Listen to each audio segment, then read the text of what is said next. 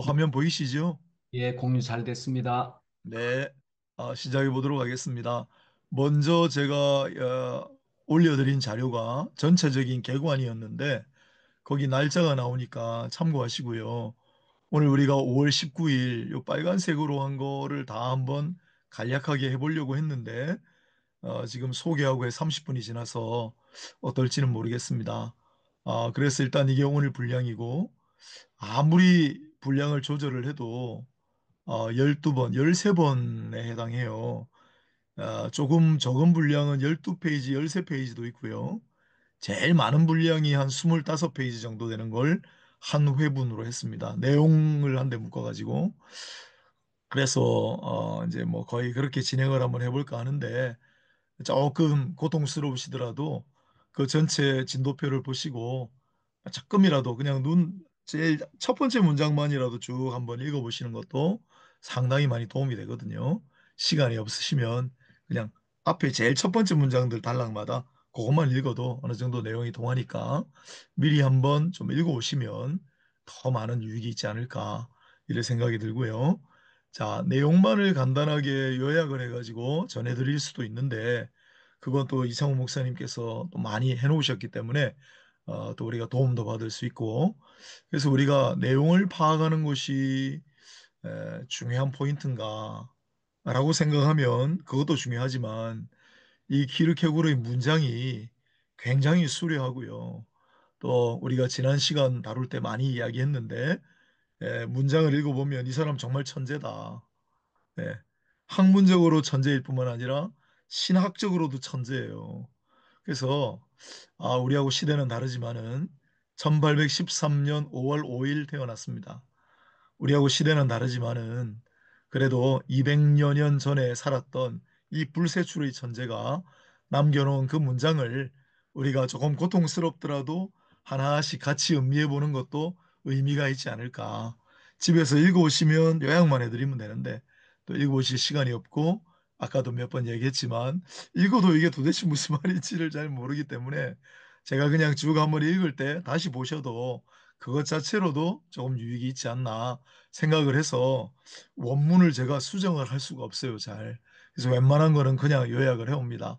그래, 오늘 시간 되는 대로 한번 해보도록 하겠습니다. 크게 이 책은 1부 죽음에 이르는 병은 절망이다 라는 파트하고 2부 절망은 죄다 두 부분으로 나뉘는데 앞에가 훨씬 더 항목이 많고 분량이 많은 것 같지만 실질적으로 핵심은 이 뒷부분이고요. 그래서 절망은 죄다. 죄와 관련된 부분들이 신학적으로, 신앙적으로도 이게 굉장히 중요한 부분이니까 뒷부분에 우리가 집중하고 앞에는 일종의 서론에 해당하는데 또 어렵습니다. 그래서 이 부분을 하나씩 할 텐데 큰 제목들을 보면 절망이 죽음에 이르는 병이라는 사실 서론격에 해당합니다. 절망은 무엇인가? 절망의 가능성과 실제로 절망은 어떻게 현실이 되는가? 또 절망은 죽음에 이르는 병이다라고 하는 진술은 어떤 의미를 가지는가를 살펴보도록 하겠습니다. 그다음 두 번째로 이 병 절망의 보편성. 세 번째 이걸 학자들이 탁월하다고 이야기하는 부분입니다. 절망의 여러 형태를 의식하고 있느냐 하고 있지 않느냐를 문제 삼지 않고서의 절망. 의식한다는 전제 내에서의 절망. 그래서 자신이 의식이라는 규정 밑에 그럼에도 불구하고 자신이 절망하고 있음을 모르고 있는 절망이 있고 자신이 절망하고 있음을 자각하고 있는 절망이 있고 그런 식으로 심리학적으로 분해를 해놓은 그런 부분들이 뒤에 있습니다. 그래서 절망이란 무엇인가? 절망은 왜 죽음이라고 하는가? 절망은 어떤 데에서 기인하는가? 이런 내용들을 다루게 되고요. 절망은 죄다를 뒤에 다루게 됩니다. 자, 그럼 오늘 내용이 아까 말씀드렸지만 절망이 죽음에 이르는 병이라는 사실, 절망의 세 가지 경우, 절망의 가능성의 현실성, 절망은 죽음에 이르는 병이다를 지금부터 조금 한번 읽어보겠습니다. 제가 보고 너무 시간이 오래 걸릴 것 같으면 중간에 중단하도록 하겠습니다. 그까지만 하면 되죠, 뭐. 자, 오늘 첫날이라 제 나름대로 각주를 많이 달아서 이 각주도 좀 필요한 것 같아서 각주까지 읽어가면 사실 다 못할 것 같아요. 그래서 일단 되는 대로 해볼게요. 절망의 세 가지 경우. 자, 여러분, 절망의 세 가지 경우가 있다고 하는데 어떤 세 가지 경우의 절망이 있을까요?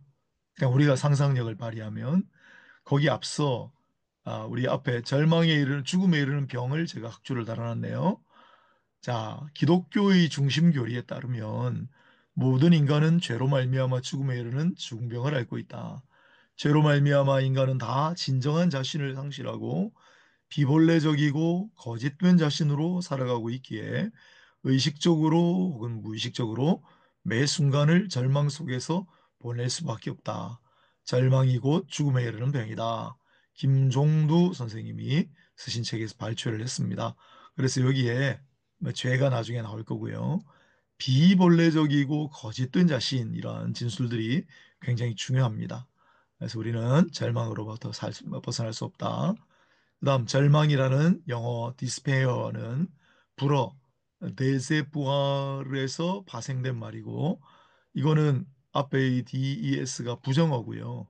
뒤에 ESPOIR 에스포아르가 희망인데 그거의 부정어다라고 기르케고르 학자 빈센트 메카티의 정의입니다. 하지만 영, 영적으로 해석하면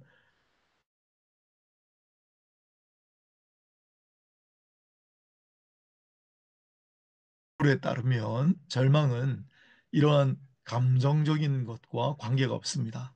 오히려 절망은 자아의 질병이고 그 질병은 자아를 갖는 게 무엇인지도 모르는 상태부터 자아가 되기를 거부하는 상태까지 여기는 두 개만 해놨잖아요. 나중에 보면 세 가지가 나와요. 자아를 갖는 것이 무엇인지도 모르는 것. 또 하나는 자아가 되기를 거부하는 것. 또 하나는 자아가 되기를 원하는 것. 요 세 개. 진정한 자아가 되기를 원하는 것. 요 세 가지가 됩니다. 계속 반복이 되니까요. 그래서 절망의 정의를 한번 해봤습니다. 절망은 질병이다. 우리가 보통 생각하는 희망이라든지 희망의 반대말이라든지 이런 개념으로 키르케고르가 사용한 것이 아니다라는 걸 먼저 서론적으로 한번 살펴두고 갑니다.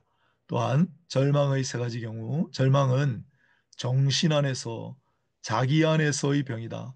임종각 선생님은 자기라고 번역하셨는데 이걸 자아라고 많이 얘기해요. 그래서 계속 자아라고 읽겠습니다. 절망은 정신 안에서 보통 기르게 오르는 자신의 본질 인생 한 사람을 정신이라고 많이 정의해요. 절망은 정신 안에서 자기 안에서의 병이다 그래놨죠. 따라서 세 가지 형태가 있을 수 있다. 첫째는 절망하여 자기를 가지고 있다는 것을 자각하지 못하는 경우, 본래적인 것이 아닌 절망. 둘째는 절망하여서 자기 자신이려고 하지 않는 경우, 자기를 벗어나려고 하는 경우.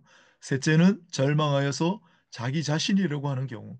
요거는 절망을 통하여 신께 나가는 경우입니다. 진정한 절망이죠. 그래서 결국은 절망하여 신 안에서의 자기의 참된 모습을 찾으려고 하는 것. 그게 진정한 자기 자신이 되려고 하는 몸부림이에요. 이게 세 번째가 그래서 세 가지 경우의 절망이 있다라고 얘기했고요. 인간은 정신이다. 정신이란 무엇일까? 정신이란 자기다. 자기는 무엇일까?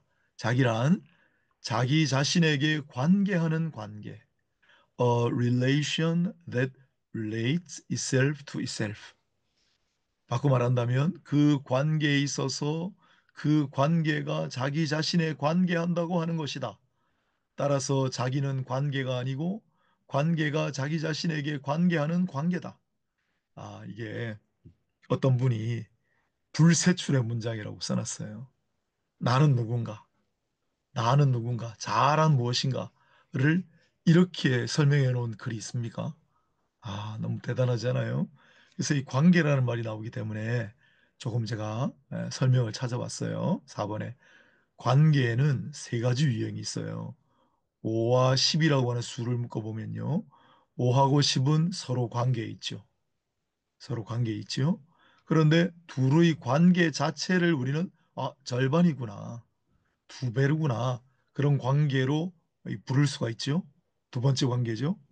그렇다면 5는 10의 절반 내지는 10은 5의 두 배라는 관계가 성립하죠. 이 세 가지 관계가 있잖아요. 이 존 카푸토, 키르케고르 요약집을 쓴 분, 이 책에서 발췌를 했습니다. 그렇다 하죠. 예, 그래서 이런 관계 개념. 그 다음에 방금 읽었던 부분요. 이 앞부분은 헤겔에게서 발견되는 어느 문장에도 전혀 뒤지지 않는 심오함으로 유명하다. 이 제일 앞 페이지 두 번째 페이지까지입니다. 키르케고르는 이 저작의 서문에서 오늘 제가 서문은 따로 요약을 안 했어요. 서문에 이렇게 돼 있습니다. 혹시라도 이 저작이 이론적인 논조가 너무나 정밀하고 또 지나치게 학문적인 탓에 무슨 말인지 못 알아듣게 썼다는 거겠죠. 교화를 위해서는 적절치 않다는 인상을 주었다면 어쨌거나 유감스러운 일이라고 말하고 있다. 좀 유감스럽지만은 좀 딱딱하고 이론적으로 썼습니다라고 밝히고 있어요, 서문에. 키르케고르에 따르면 진정한 그리스도교를 위해서 모든 것은 설득, 감화, 교화를 위한 것이어야 하며 추상적인 지식은 농담일 뿐이다. 그러나 다소 심오함에도 불구하고 이 저작이 다루는 주제는 간단하며 누구나 이해할 수 있다라고 했어요. 그래서 너무 어렵게 써서 좀 미안합니다라고 해놓고 이게 다 부질없는 짓인데 교화를 위한 것이라 조금 어렵긴 하지만 그래도 읽어보면 누구나 다 이해할 수 있을 겁니다. 라고 하는데 과연 그럴까? 제가 썼습니다. 하나님 앞에 홀로 섬으로써 자기가 되는 것이고 자신의 삶에 대한 책임을 떠맡는 것인데 이는 세계사의 의미에 대한 철학적 사변과는 대립되는 것이다. 세계사의 의미에 관한 철학적인 사변, 헤겔 이야기하는 거죠. 키르케고르는 헤겔의 반기를 들면서 나왔기 때문에 세계사의 의미에 관한 철학적인 사변, 정반합의 변증법으로 절대 정신이 진화해 가는 과정, 자기를 구현하는 과정이 세계사다라고 한 헤겔의 그 철학적 사변과는 전혀 다르게 하나님 앞에 홀로 선 존재, 자, 그리고 그 자신의 삶에 대한 책임, 이거를 누구나 이해할 수 있을 것이다. 이 주제를 그렇게 써놨습니다. 이제 그렇게 염두에 두시고 이제 이 걸출한 문장으로 다시 돌아가 보겠습니다. 우리 키르케고르가 굉장히 자주 하는 말입니다. 인간이란 유한과 무한의 종합, 시간적인 것과 영원한 것의 종합, 자유와 필연의 종합이다. 요거는 신과의 관계에서만 한 것 같아요. 이 키르케고르가 중간 존재라는 말을 많이 써요. 결국은 6번제가 하나 좀 가지고 왔습니다. 인간은 무한한 존재가 아니라 유한한 존재죠. 따라서 인간은 신이 될 수 없고 신과 다른 존재예요. 동시에 인간은 똑같이 유한한 존재라도 동물과도 구별됩니다. 본문에서도 간간히 동물 이야기가 나오는 얘기가 이유가 여기 있어요. 아무튼 인간은 중간 존재고 판단력과 자유의지를 소유하고 있기에 항상 긴장감과 불안감을 가지고 살아갈 수밖에 없습니다. 인간은 진정한 자기 정체성을 이따금 망각하고 동물로서만 살아가려고 하든지 아니면 영혼으로서만 무한의 존재로서만 살아가려고 할 위험성이 상존하기 때문에 극도의 긴장감 속에 살아간다는 거예요. 그리고 불안감 속에 살아갈 수밖에 없다는 거예요. 인간이 이처럼 시간성과 영혼성으로 구성된 중간 존재라는 사실을 분명히 인지하지 못하거나 인식하면서도 진정한 자신으로 살지 못할 경우 내적 갈등과 좌절감을 느끼며 절망 속에서 살아갈 수밖에 없다는 것이죠. 그러므로 인간에게 중요한 과제는 중간 존재로서 자신을 바로 인식하고 유한성과 무한성 모두에 충실을 기하는 데 있다. 김종두 선생님의 요약편에 나오는 이야기여서 도움이 될 것 같아서 제가 따왔습니다. 그래서 종합이다. 유한과 무한, 시간적인 것과 영환적인 것, 자유와 필연. 동물 이야기는 안 나오는데 동물 이야기는 다음 편에 절망하는 것은 장점이란 얘기를 하잖아요. 동물은 절망하지 못한다라고 얘기하잖아요. 그 동물하고도 우리가 구별되는 거죠. 우리가 동물이 아니기 때문에 절망할 수 있는 거죠. 왜 내가 동물처럼 살아가나? 왜 나는 육신의 유혹만을 쫓아서 이렇게 살아갈까? 거기서 이제 절망이 발생된다는 거예요. 그래서 중간적인 존재다라는 거, 종합이란 두 개 사이의 관계다. 이런 식으로 본다면 인간이란 아직 자기는 아니다.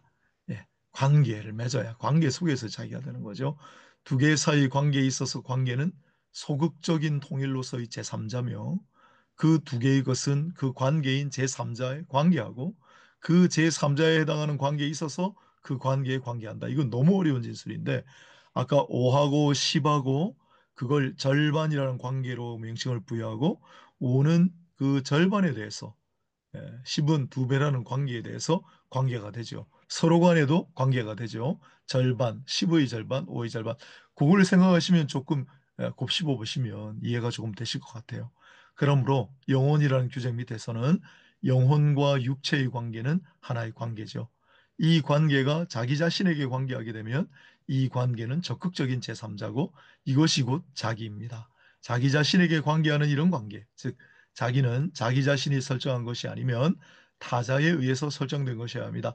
자기 자신이 스스로를 설정하는 관계에 있던가 아니면 타자에 의해서 설정된 관계에 있던가 아무튼 자아는 관계다라는 명제를 제시를 합니다. 그리고 여기 타자는 물론 절대 타자 하나님을 가리킵니다. 그래서 타자에 의해서 관계로 정립된 자아가 진정한 자아가 되는 거죠. 자기 자신에게 관계하는 관계가 타자에 의해서 설정된 것이라고 한다면 그 관계가 제3자라는 것은 두말할 필요도 없지만 그러나 이 관계 즉 제3자는 이건 역시 이런 전체의 관계를 설정한 그것에 관계하는 하나의 관계다. 이렇게 도출되고 설정된 관계는 인간의 자기, 즉 자기 자신에게 관계하는 관계이고 자기 자신에게 관계함으로써 거기서 타자와 관계하는 관계다. 아, 이리하여 본래적인 의미에서의 절망에는 두 가지 형태가 가능하다는 결론이 나온다. 만약 인간의 자아가 자기 자신을 설정한 것이라고 할 것 같으면 사람이 자기 자신이려고 하지 않는 자기 자신에게서 빠져나가려고 하는 하나의 형태에 관한 이야기만이 가능할 따름이지 사람이 절망하여 자기 자신이려고 하는 형태에 대한 이야기는 불가능할 것이다. 그러니까 절망하면 자기 자신에게서 자기가 정립한 관계에서 빠져나가려고 할 거 아니에요? 그런데 어떻게 자기 자신이 되고자 하는 그러한 관계가 있을 수가 있겠어요? 그건 결국 타자가 자기를 정립하는 경우에만 가능하다는 거죠. 그러니까 자기 자신이 정립하는 관계에서만 자기가 성립하는 건 아니라는 거죠. 자꾸 절대자, 타자를 지금 염두에 두는 거죠. 그러니까 천상천하 유아독존 이런 건 안 되는 거죠. 신 앞에선 단독자는 또 하나님 앞에선 자기 관계성이 있어야 된다는 거겠죠.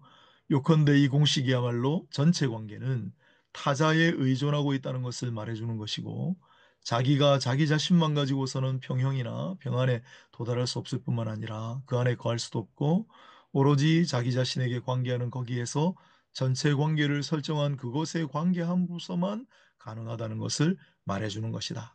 전체 관계를 설정한 것에 관계함으로써만 평형과 평안에 도달할 수 있다. 자기 관계만 가지고는 안 된다는 거죠. 사실 절망의 이 이의 형태, 절망하여 자기 자신이라고 하는 것 이해가 되시죠? 정말 절망하여 나는 소망이 없구나. 나는 평안이 없구나. 그래서 하나님 앞에서의 나를 찾아야 되겠구나. 진정한 내가 돼야 되겠구나 하는 것. 절망하여 진짜 자기 자신이라고 하는 것. 것은 절망의 한 특수한 종류를 말해주고 있을 뿐만 아니라 모든 절망이 이 절망 속에서 해소되고 또 거기에 환원될 수 있는 형태인 것이다. 서론을 우리가 읽고 있지만 이게 사실 결론이 나오고 있죠. 모든 절망은 이 절망 속에서 해소된다. 왜?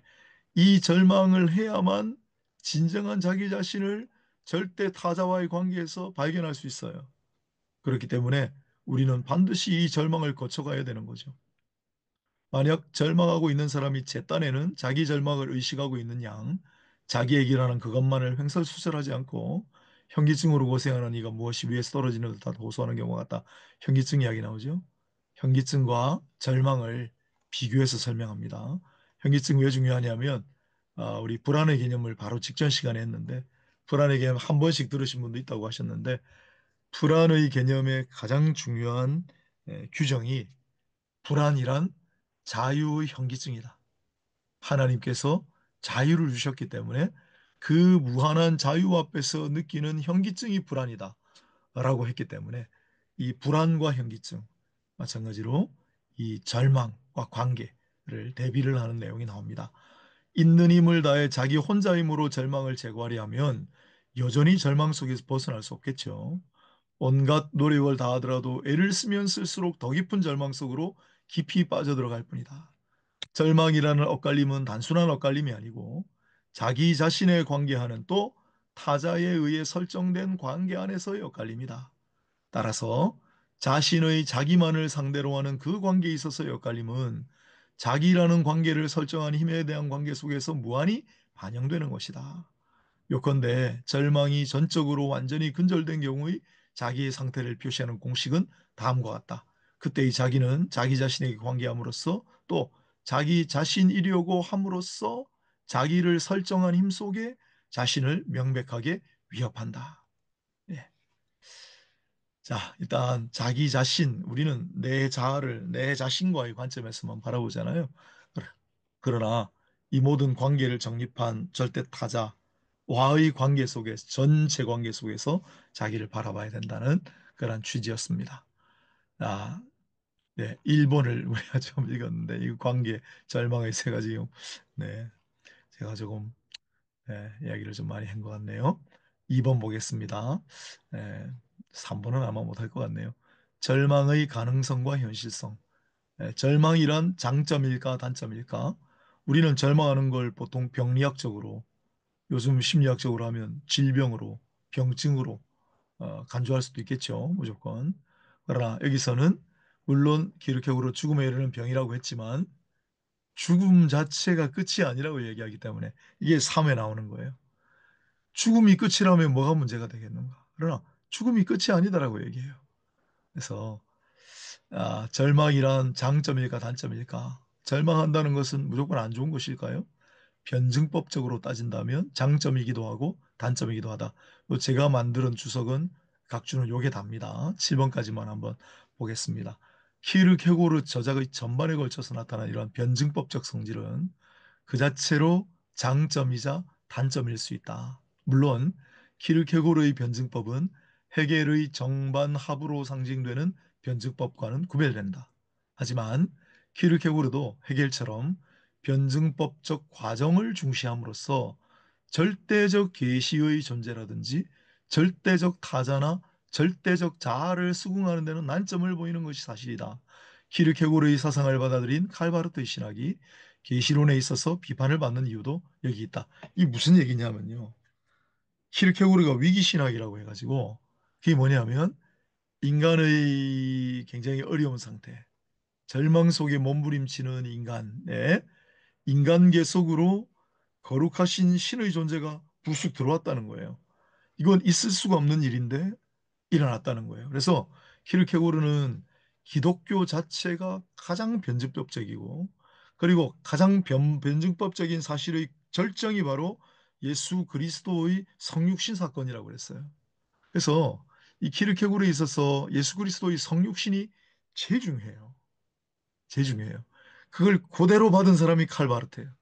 그래서 칼바르트의 신학은 통합증 목사님 계셔서 좀 제가 좀 겸연쩍스럽습니다만은 용서하시고 들으십시오. 칼바르트의 신학은 기독론적인 신학입니다. 기독론적인 신학. 기독론이 굉장히 중요해요.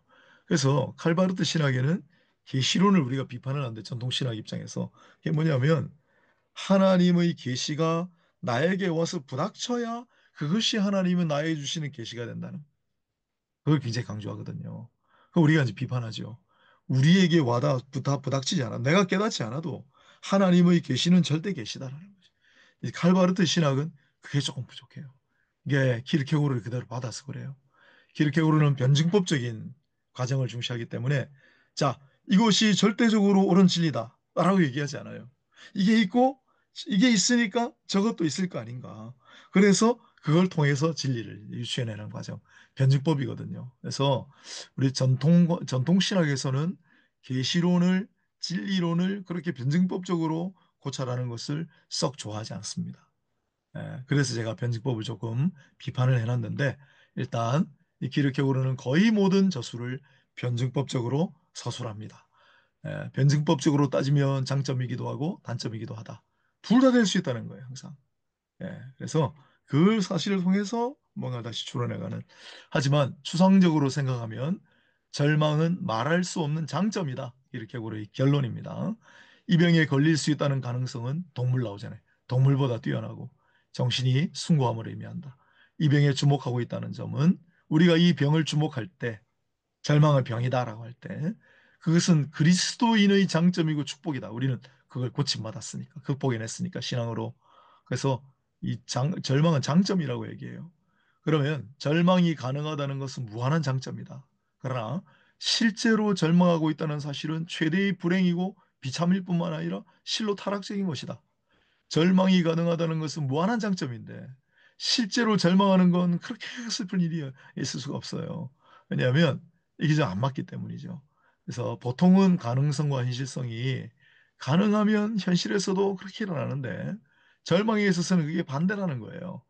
예, 무한한 장점인데 근데 실제로는 장점을 가지고 좋아야 될 텐데 실제 절망하면 굉장히 슬프니까 보통 가능성과 현실성의 관계를 생각하면 그 반대라는 이야기를 하고 있고 사상가들은 물론 현실성이란 무로 변해버린 가능성이라고도 하지만 전적으로 진실은 아니고 현실성이란 보통 충만한 가능성이고 활동하는 가능성이죠. 가능성이 있기 때문에 현실화되는 거잖아요. 안 그래도 있지만. 근데 여기서 절망은 반대로 작동해요. 그래서 절망은 자신의 자기에게 관계하는 종합이라는 관계에 있어서 엇갈림이다. 종합 자체는 엇갈림이 아니라 단순한 가능성이다. 종합이라고 그랬잖아요. 아까 유한성, 무한성의 종합. 종합 안에서는 단순한 가능성인데 그게 현실성이 된 거잖아요. 종합 그 자체가 엇갈림이었다면 절망은 존재하지도 않았을 거예요. 절망은 인간 본성 속에 본래적으로 존재하는 어떤 것이었을 것이고 절망이 아니었겠죠. 종합 안에 있는 가능성이 있었어요. 절망은. 만약 그렇다면 절망은 인간이 부닥치는 어떤 것, 인간이 피해를 입는 어떤 것, 인간이 걸리는 병이라든가 모든 사람의 죽음 같은 것이었을 거예요. 종합 자체가 만약에 절망이었다면. 그러나 종합은 그 자체는 절망이 아니에요. 절망은 하나의 가능성일 뿐이었어요. 종합에서는. 절망한다는 것은 인간 자신 속에 깃들어 있는 것이다. 그러나 만약 인간이 종합이 아니었더라면 인간은 결코 절망할 수는 없었을 것이고 종합이 애당초 하나님의 손으로부터 온 올바른 관계에 있는 것이 아니었더라면 인간은 역시 절망할 수가 없었을 것이다. 이건 이제 아까 전에 소개를 좀 하고 요약을 했기 때문에 그래서 우리가 왜 절망하는가? 내가 중간 존재인데 하나님처럼 살고 싶어요. 그게 안 돼요. 그래서 절망하는 거예요. 나는 중간 존재고 숭고한 존재인데 내가 어떤 땐 동물처럼 살고 있어요. 그래서 절망해요. 그래서 절망이 발생되는 거예요. 그래서 인간은 종합이다. 유한과 무한, 시간성과 영환성. 종합 그 안에는 사실은 절망이 없어요. 근데 하나의 가능성이 있을 뿐이었고 그래서 그 가능성이 현실화되어서 절망이 된다는 그런 진술이 되겠죠. 그렇다면 절망은 어디서 오는 것일까? 절망은 종합이 자신의 자기에게 관계하는 관계에서 오고 인간을 이러한 관계로 만드신 하나님이 인간을 그의 손에서 놓아주심으로써 관계가 자신의 자기에게 관계하는 그 관계에서 오는 것이다. 그런데 그 관계가 정신이고 자기라는 바로 그 점에 책임이 있는 것이고 모든 절망은 바로 이 책임 아래 있고 절망이 존재하는 온갖 순간에 그러한 것이다. 자기 삶의 책임이라고 했잖아요. 갈등은 종합이라고 하는 건 하나님 만들어 놓으신 거니까 하나님은 절망에 대해서 책임이 없으신 거죠. 예. 자, 그다음 제 아무리 절망하고 있는 사람이 자기 절망에 관해 앞서 언급한 현기증의 경우에는 착각이 하나의 불행이라고 하는 것과 같이 절망은 하나의 불행이다. 절망은 하나의 불행이다. 예, 현기증의 경우에도 착각이 하나의 불행이었다는 것 같이 현기증과 또한 절망을 비유를 하고 있죠. 절망과 현기증은 질적으로는 다를지라도 절망은 불안해서 절망은 현기증은 불안해서 다뤘고요. 절망은 여기서 다릅니다. 영혼이란 규정 밑에서 현기증은 정신이라는 규정 밑에서 절망에 해당하는 것으로 절망과는 많은 유사점을 표시하고 있기 때문에 절망은 현기증과 여러 가지로 공통된 점을 지니고 있다고 해도 아무리 많은 말로 속일지라도 절망이 존재하는 온갖 순간에서는 이 책임 밑에 있는 것이다. 그래서 현기증은 자유로부터 발생해요. 그래서 자유를 주셨기 때문에 내가 현기증을 느끼고 그래서 불안이 있는 거 아닙니까? 그러면 자유를 주신 하나님께 책임 있는 거 아니요? 라고 우리가 반박할 수가 없잖아요. 마찬가지로 하나님 종합 우리 존재를 만들어 주셔 관계 속에 우리를 정립하셨는데 그런데 그 절망의 가능성이 있었고 우리가 절망을 느낄 때 그러면 애당초 그 종합이라는 우리 존재 관계성 속에 우리를 정립한 하나님 앞에 책임 있는 거 아니오라고 우리가 따질 수 없다는 거죠. 똑같이.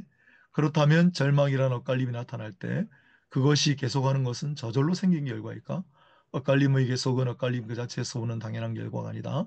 만약 엇갈림이 계속된다 할 것 같으면 그것은 엇갈림의 결과가 아니라 자신의 자기에게 관계하는 자기 책임이라는 거예요. 다.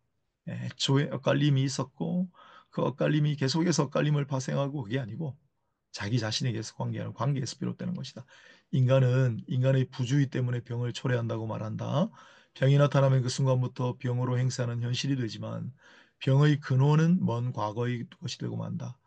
우리가 부주의해가지고 병이 났고 그러면 그다음부터 질병이 생겼잖아요. 그 순간 우리 부주의 이런 걸 까먹게 되는데 병의 현실성을 가능성으로 해소시키려고 한다면 그것은 잔혹한 일이고 비인간적인 것이다. 왜 병이 났는가? 우리가 잘못해서 그렇다. 그렇게 따질 수는 없다는 거죠. 당신 왜 암에 걸렸어? 그런 거 맨날 먹더니 암에 걸렸잖아. 그건 비인간적이잖아요. 병을 끌어들였지만 지금도 병을 끌어들이고 있다고 말할 수는 없다. 그러나 절망은 그렇지 않다는 거예요.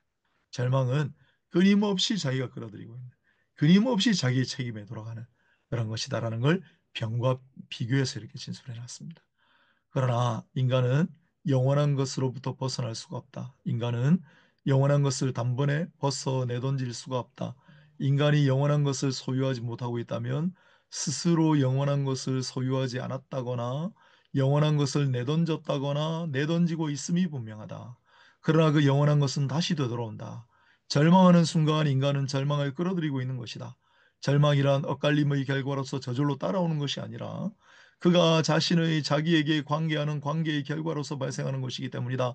그리고 인간은 자기 자신으로부터 빠져나갈 수가 없듯이 자신의 자기에 대한 관계에서 빠져나갈 수가 없다.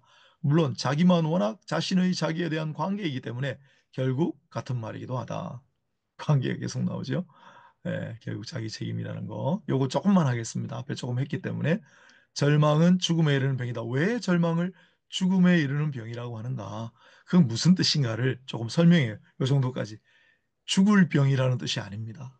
그리스도교적으로 말한다면 죽음 그 자체가 삶으로의 옮아감을 의미하고 어떤 지상적이고 육체적인 병도 죽음에 이르지 않아요.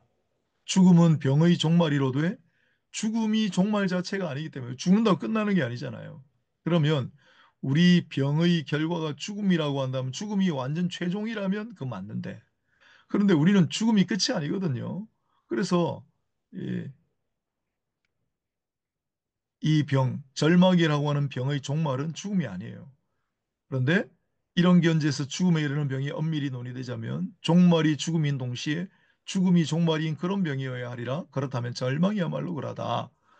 자, 어떤 면에서 절망은 죽을 병과 흡사한 면도 있어요. 누워서 죽음에 시달리면서도 죽을 수가 없는 경우. 죽고 싶은데 죽을 수가 없는 경우. 제가 마지막 신방을 갔을 때 몇 분이 그러셨어요. 목사님, 너무 고통스러워요. 왜 빨리 데려가 주시지 않을까요? 빨리 이 숨을 거두어 달라고 목사님 기도해 주세요. 제가 몇 분을 만났어요. 너무 고통스러운데도 죽을 수 없는 상태. 그렇다고 살 소망이 있는 것도 아니에요. 그러나 절망은 이 죽을 병보다 더 심각한데 후자와 달리 죽음의 소망조차 없기 때문이에요. 죽음은 끝나잖아요. 병은. 근데 그것도 아니에요. 죽음이 최대의 위험일 때 사람은 삶을 희구한다. 살고 싶죠. 그러나 죽음보다 더한 위험을 알면 사람들은 차라리 죽음을 원한다. 그래도 죽을 수가 없다. 그래서 소망이 전혀 없는 상태가 절망이에요. 그런 의미에서의 죽음에 이르는 병이에요. 이것이 바로 절망이 죽음에 이르는 병이라는 의미다. 고민에 가득 찬 모순이고 자기 자신 안에서의 병이고 영원히 죽는 것이고 죽는 것이면서도 죽지 못하는 것. 죽음을 죽이는 것이다. 원래 죽는다는 것은 완전히 지나가 버리는 것을 의미하지만 죽음을 죽인다는 것은 죽음을 몸소 겪어보는 것이기 때문이다. 그리고 이것은 한순간에 겪을 수 있기에 그 한순간의 체험으로서 죽음을 영원히 체험한다는 말과 같은 말이다. 이게 절망은 죽음에 이르는 병이다라고 하는 히르케고로식의 정의입니다. 자, 오늘은 여기까지 하고요. 그 다음은 뭐 조금 이제 여러 가지 논리들이 좀 전개가 되는데, 그거는 뭐 다음 시간에 할 수 있으면 하고요. 자, 오늘은 세 파트로 나눠서 제가 한 30분 정도 한 것 같아요. 1번은 관계 이야기 많이 나왔죠. 절망의 세 가지 경우라고 돼 있는데 사실은 관계가 가장 중요했고요. 그다음에 2번은 절망의 가능성과 현실성. 왜 절망이 생기는가? 또 세 번째는 절망은 죽음에 이르는 병이라고 할 때 의미는 무엇인가?를 오늘 한번 고찰해 보았습니다. 오늘 이상으로 발제는 마치도록 하겠습니다. 이후에는 우리 장호 목사님 또 좀 설명하시고 또 각자 깨달은 거를 이야기를 하시면 이게 집단지성이 돼가지고 굉장히 유익해요. 이제 9시인데요. 지금부터 한 30분 정도의 시간이 진짜 배기 시간입니다. 저는 이것으로 소임을 마치도록 하겠습니다. 감사합니다. 예, 공유를 좀 내려주시고요. 예, 너무 감사합니다. 이제 3번까지 다 하진 못했는데 우리 이창호 목사님께서 발제된 내용을 좀 보충해 주시고 또 설명도 좀 해주시면 감사하겠습니다. 한번 이창호 목사님 이야기 듣고 계속해서 질의응답 토론을 하도록 하겠습니다. 네, 좀 시끄러워도 양해 부탁드리겠습니다. 안 네. 그, 시끄러운데요? 네, 네, 많이 시끄러워요? 안 안 시끄러워요. 시끄럽습니다. 그렇군요. 그, 일단 중요한 거 한 두세 가지 정도만 말씀을 드리고, 넘어가도록 하겠습니다. 자, 가장 중요한 것 중에 하나가, 서문에 키르케고르가 이야기했던 교화라고 말씀드렸던 단어 있지 않습니까? 네. 그 단어가 키르케고르 전작에 가장 많이 등장하는 용어입니다. 옵비귤이라는 단어인데 이게 신학적으로는 오이코드메오라는 단어로 덕을 세우다라는 뜻이기 때문에 이거 전 성서적으로 반드시 그 단어로 번역을 해야 된다고 저는 생각을 하고요. 또 하나는 지금 정신으로 번역했던 건 저는 기독교적으로 영으로 번역해야 된다는 좀 확신이 있습니다. 킬케고르가 생략한 기도문이 있습니다.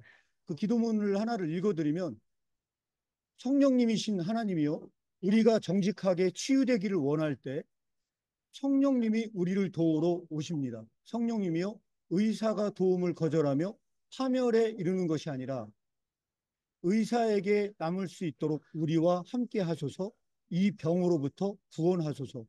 의사와 함께하는 것이 이 병으로부터 구원받는 것이기 때문입니다. 예, 이게 이제 그 죽음에 이르는 병에 넣으려고 했던 그 기도문이 생략된 맨 마지막 결론이거든요. 그래서 이 기도문에 의하면은 사실은 성령님의 사역과 굉장히 연관성 있는 게 이 죽음에 이르는 병입니다. 그래서 이렇게 좀 말씀을 드릴 수 있을 것 같고요. 또 하나는 이제 그런 점에서 이걸 생각해 볼때 저, 예, 이거는 이제 사실 저 개인적인 사견이지만 나름 이제 확신을 하고 이 죽음의 병을 보고 있거든요. 이제 그 확신을 하고 있는 건 뭐냐면 저는 이 죽음에 이르는 병을 기독교적으로 종말론적으로 해석을 해야 된다고 생각을 하고 있고요. 종말론적으로 해석을 하고 있는데 이 절망은 분명히 이게 죽음에 이르는 병입니다. 이 죽음에 이르는 병인데 이거는 키르케고르의 이게 전통 신학과 이제 사실 약간 갈등적인 요소가 있을 수도 있는데 그건 뭐냐면 키르케고르에게서는 이 지옥도 사실은 죽어서 지옥에 가는 게 아니고 오늘 이 설명에 의하면 살아서 그 지옥을 경험한다고 저는 생각을 합니다. 그 살아서 지옥을 경험하는 게 뭐냐? 그게 절망입니다. 이 절망은 살아있는 상태에서 그가 지옥을 경험을 합니다.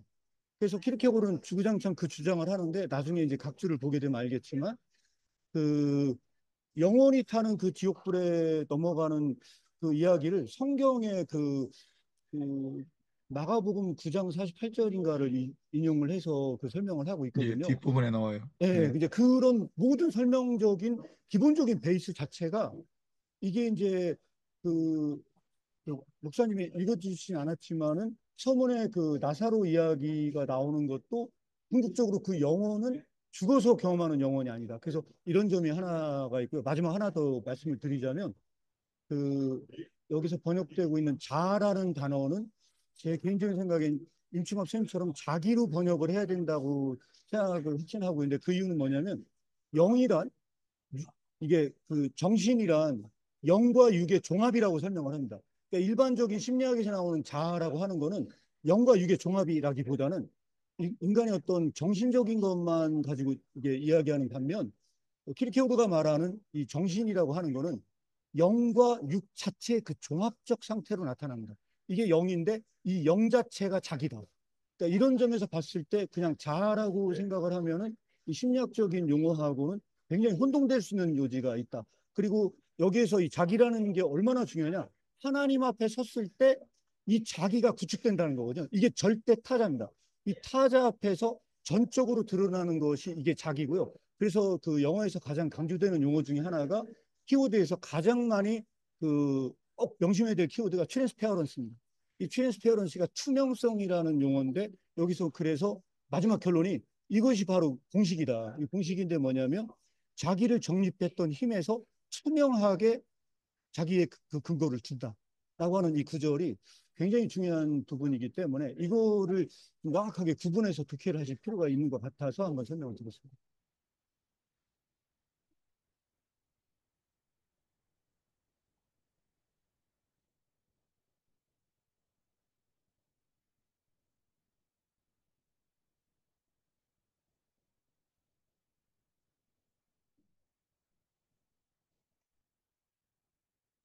강 목사님 하정 말씀하고 목사님 계신, 마이크 안 켜고 하시는 얘기는 같아요. 네, 마이크 없이 하시는 중이네요. 홍 목사님, 이창호 목사님 부연해 주신 거에 대해서 홍 목사님이 이해한 것 좀 부연해 주시면. 예. 아, 예, 자아는 뭐 자아로 해도 되고 자기로 해도 될 것 같고요. 그다음에 마지막에 그 마가복음 벌레 구더기 뭐 그 내용은 제일 뒤에 요약한 제일 마지막 페이지에 있습니다. 있고 성령 되는 관점은 조금 더 생각해 봐야 될 것 같아요. 키르케고르의 성령론은 아마 어, 외국도 그렇고 국내에서도 그렇고 이창호 목사님만 주장하시는 것 같습니다. 거의 그걸로 뭐 논문을 하나 쓰셔도 될 만큼 중요한 주제 같은데 하여튼 그거는 제가 조금 더 생각을 해봐야 될 것 같고 나머지 부분들은 뭐 너무 귀한 도움을 주셔서 감사합니다. 예. 뭐 이전에 토론할 때 키르케고의 성령론은 어떤지 굉장히 저는 관심이 있었고 키르케고의 성령에 대한 이해를 좀 알아봤으면 좋겠다 했는데 이 죽음에 이르는 병이 그런 어떤 관점에서 볼 필요가 있다고 해서 더 호기심이 좀 생기는군요. 너무 감사합니다. 이제 들으신 분들 중에서 깨달은 부분들을 자연스럽게 편하게 말씀해 주시면 좋겠습니다. 네. 아, 예, 많은 분이 참여를 하셨으니까 시간을 조금 줄여서 간결하게 말씀하시고 또 한 바퀴 돌고 또 말씀하시고 이런 방식도 괜찮을 것 같습니다. 예, 우리 장정수 대표님 오늘 들으면서 느낀 점 말씀해 주십시오. 저는 이창호 목사님한테 한 가지 좀 여쭤보고 싶은 게 있는데, 이제 키르케고르가 절망을 얘기를 하지 않습니까? 이게 절망을 얘기할 때, 혹시 그 당시에 뭐 절망 관련해서 다른 어떤 의식하고 있었던, 혹시 뭐 철학자나 학자나 이런 경우가 있었을까요? 혹시 이 절망 관련해가지고.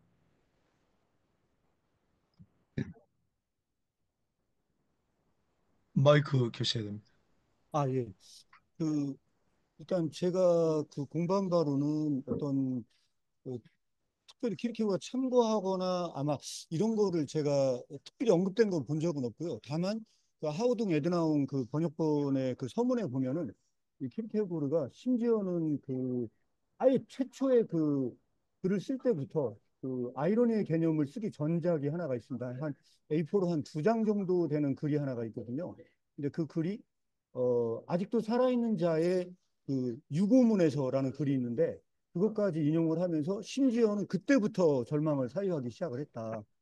그렇게 음, 할 정도로 이 절망에 대한 거는 가장 중요한 주제였고 키르케고르가 쓴 책 중에 가장 그 단기에 쓴 책 중에 하나가 죽음에 이르는 병이랍니다. 그 정도로 빠른 시간 안에 그 썼던 책이 이 죽음에 이르는 병인 이유가 이제 워낙 초기부터 지속적으로 그 생각했던 부분들이라고 얘기를 했고요.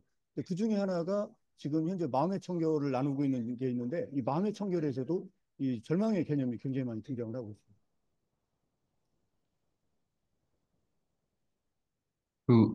저는 요번에 그 책 읽으면서, 그, 우리 그 앞에 서문하고 서론 부분 있잖아요. 그 서문하고 서론 부분도 조금 다루고 넘어갔으면 좋겠다는 생각이 들더라고요.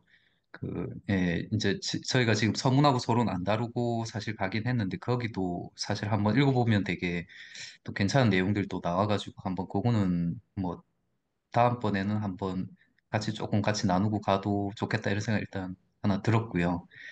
어, 그리고 이제 혹시 그 절망 관련해 가지고 제가 이제 읽으면서 조금 궁금했던 부분이 하나 있는데 그 이것도 이제 이창호 목사님께 조금 질문 드리고 싶은데 이게 실은 이제 사람들이 보통 그 뭔가의 어떤 것 때문에 절망을 하지 않습니까? 절망이라고 하는 감정 자체는 뭐 여러 가지 다 익히 저희가 상식적으로 이해할 수 있는 그런 부분인데 근데 이제 키르케고르 책을 읽어보면은 이제 이 절망이라고 하는 그게 실제로는 그 배후에 결국 자기 자신에 대한 하나의 절망이다. 이런 뉘앙스로 읽혀지더라고요. 그러니까 그 사건 자체가 힘들고 그런 게 아니라 그 힘든 사건 속에 처해 있는 자기 자신을 견디지 못하는 부분들이지 않냐.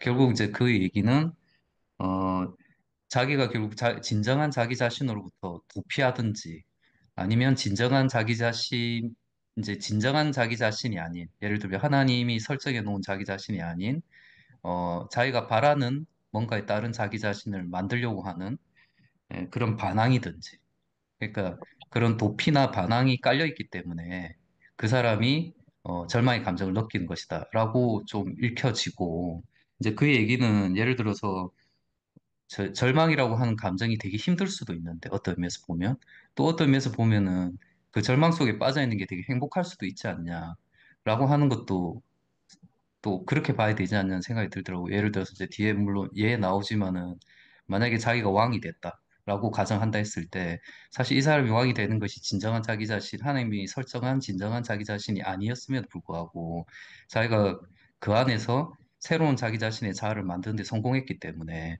자기를 만드는 데 성공했기 때문에 뭐 어떻게 보면 그 사람 되게 행복할 수 있잖아요. 물론 불안에 가득 쌓여 있을 수는 있겠지만은 그러니까 이게 보통 상식적으로 얘기하는 절망하고는 조금 다르지 않냐. 그거보다 훨씬 더 좀 더 깊이 있게 좀 접근한 거 아니냐. 뭐 이런 생각이 좀 들더라고요. 제가 좀 읽으면서 받았던 느낌이. 그래서 그 부분 관련해가지고 조금 뭐 코멘트를 조금 주시면 어떤지 좀, 네. 예, 그 도움이 되실지 안 될지는 정확히 잘 모르겠으나 그 뒷부분에 그 얘기를 말씀을 드리면 맞아. 그런 얘기가 나옵니다. 시저가 되든가 황제가 되든가 아무것도 아니든가 이렇게 설명을 하고 있거든요. 그런데 여기서 중요한 뭐냐면 진짜 시저가 돼서 행복한다 하더라도 그것도 절망이다. 왜? 그것도 진짜 자기가 아니기 때문에 그것도 절망이지만 시저가 되지 못해서 그 완전히 낙담한 순간조차도 그것도 같은 절망이다. 왜 그러냐? 그것도 진짜 셀프가 아니기 때문에 그렇거든요. 그래서 여기에서 키르케고르가 말하고자 하는 진짜 진정한 셀프는 뭐냐? 아까 홍석준 목사님께서 말씀하신 것 중에 하나 뭐냐면 그 하나님 앞에서 진짜 그 투명한 나가 생기거든요. 이 제3 요소에 의해서 진짜 내가 만들어지는 이 디퍼 셀프가 나옵니다. 이 진짜 자기가 나오기 전까지 그 모든 셀프는 다 거짓자거든요. 이 거짓작이고 그렇기 때문에 여기서 끊임없이 키르케고르가 강조하고자 하는 것이 하나님 앞에서를 강조합니다. 그래서 이 죽음에 이른 병만큼 하나님 앞에서를 강조하는 책도 사실 없거든요. 왜 그러냐면 그 하나님 앞에서만 진짜 투명한 그 자기가 만들어지기 때문에 그 강조하는 부분들이 있고 그러면 이 세계 속에서는 어떻게 자기를 상실하느냐? 제가 봤을 때는 그게 다 비교입니다. 이런 비교의식과 음, 사람들과의 그 관계성 속에서는 그 모든 것은 자기를 상실한다. 그래서 오늘날의 어떤 병으로 하나 얘기해라. 그럼 자기 상실의 병이라고 말할 정도로 그런 음, 중요한 면에서는 말씀을 해야 되지 않을까 이렇게 생각이 듭니다. 네, 감사합니다. 아까 그 말씀 중에 그 지옥에 가는 것, 지옥에 가서 지옥을 경험하는 것 이야기하면서 이제 사실은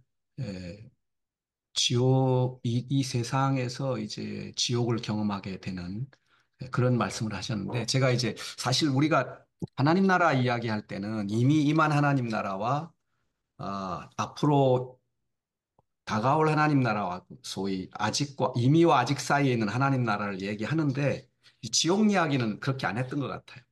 사실 지옥도 이미 임한 지옥과 장차 갈 지옥 가운데 지옥이 있다. 이런 생각이 들었습니다. 그래서 천국론 하나님 나라에 대한 신학 개념도 이미와 아직을 얘기하는데 그 얘기를 듣는 순간 지옥도 이미와 아직 으로 얘기할 수 있겠구나라는 생각이 스쳐갔습니다. 어떤 제 생각이 바른 생각인지 키르케고와 연관해서 의미가 있는 생각이었는지 이창호 목사님 어떤지요?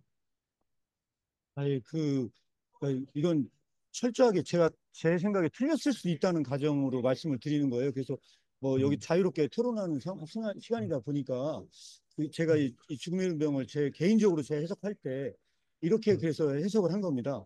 거기에는 구더기도 죽지 않고 불도 꺼지지 않는다. 라고 얘기하는 그 거기는 언제냐. 이게 죽어서 가는 그 지옥이냐. 라고 봤을 때 여기서 죽음에 이르는 병에서 말하는 이거는 아니다. 이거는 이 거기서는 구더기도 죽지 않고 불도 꺼지지 않는다는 거는 죽어서 경험하는 게 아니고 네가 이 지상에서 지속적으로 절망한 상태가 바로 이 상태야. 너는 음, 죽을 수가 없어. 죽고 싶지? 죽는 건 차라리 도피야. 음, 차라리 죽으면 그게 좋겠어. 그러나 여기서는 죽을 수도 없는 상태거든. 근데 그 상태를 죽어서 가는 게 아니고 이 지상에서 지속적으로 그걸 경험하는 상태로 살아가는 거야. 이게 바로 지옥이야. 그러니까 그래서 이게 바로 현존의 지옥이다. 죽어서만 지옥을 가는 게 아니고 이미 지상에서 그러한 심판을 받은 상태에 있다. 여기서 또 하나를 말씀드릴 수 있을 것 같은데 그러면 어떤 사람이냐? 웃고 있는 사람이다. 절망했는데도 절망하는 자기 자신을 모르고 있는 상태.